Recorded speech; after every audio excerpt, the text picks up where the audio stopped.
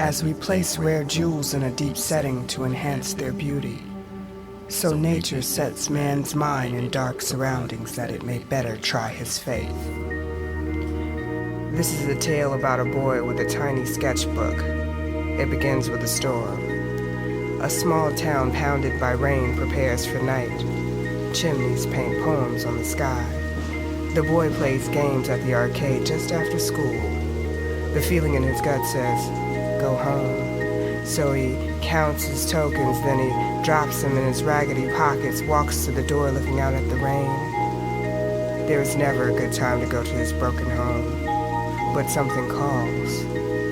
Rolling his pants, heaving a sigh, clenching his jaw, and waving goodbye.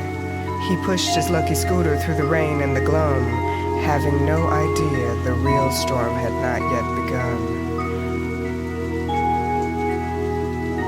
The Nobody Hole, Act 1.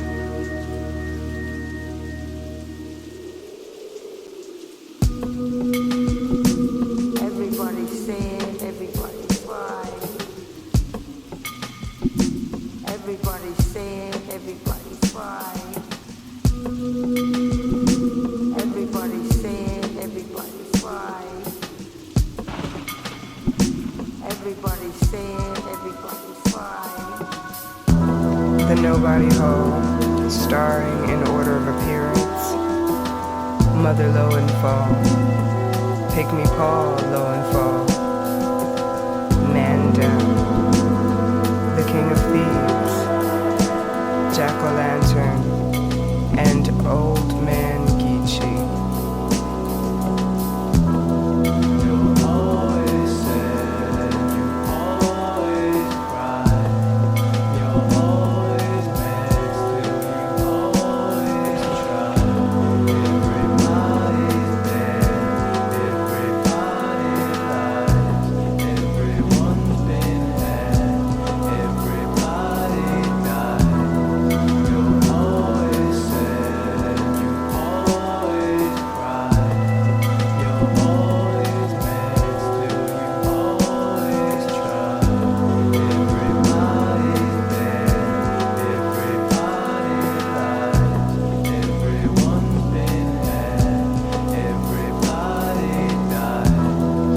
Narrated by Nzinga Kadali.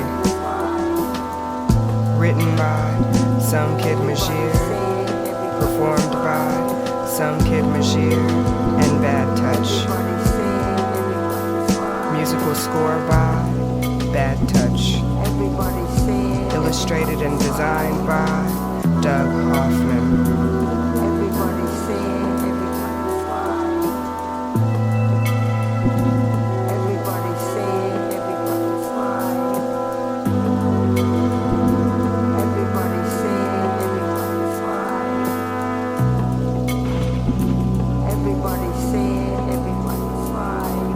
His teeth were crooked chunks of caramel. His brown skin was covered in bumps. His days were all the same to him. Cold oatmeal, sugarless lumps. His breakfast was always lonely. His mother was always drunk. He'd thumb through his sketchbook at the table, then pack a popsicle for lunch. It always melted by recess. It never did bother him much. He always died at 10 o'clock anyway, so what's the rush? The boys would beat his ass at school. These days he just felt numb. They'd dunk his football-shaped head into the toilet after taking a dump. His name was Pygmy Paul, and today's the same old day. Go to the mall right after school. Escape's just an arcade away.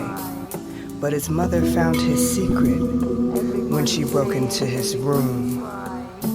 This would change the course of history, forever after, I presume. Maybe this is the same old day, Paul. Nah, it ain't. The Tale of Pygmy Paul.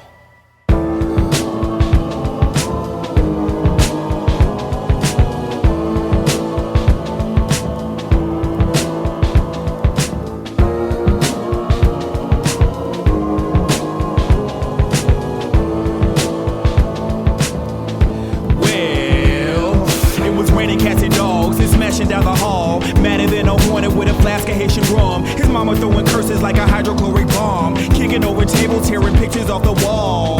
See, just a while ago she broke into his room and violated his privacy. He locked her while he gone. The way she acted, thought she might have caught him jacking off with a catalog of anthem models and all. She stumbled on his art. The secret part, deep in his heart, he loved to draw comic book divas with big titties, automatic weapons, and hentai shapes. When he drew them, he drew the drapes, so he wouldn't draw attention to this daily make-believe escape. Well, mama saw them shits, flipped and went wild, which leads us to the next episode, so don't flip the dial. Paul stepped out into the storm like, damn.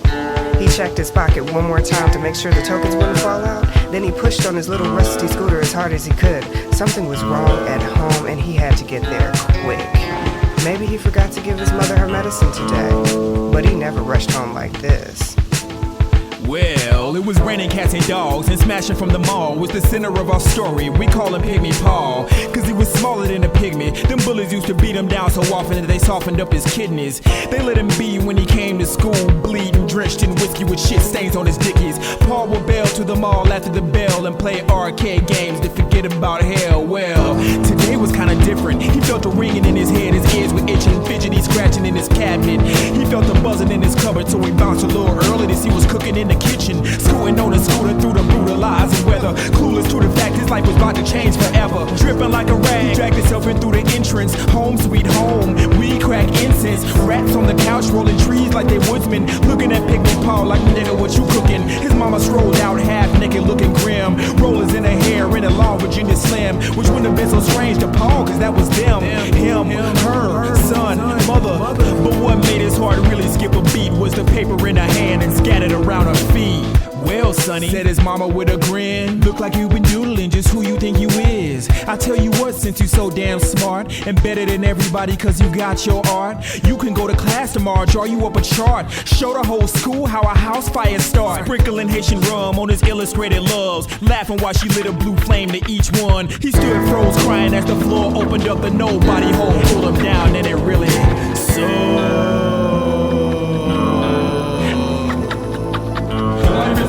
wicked, all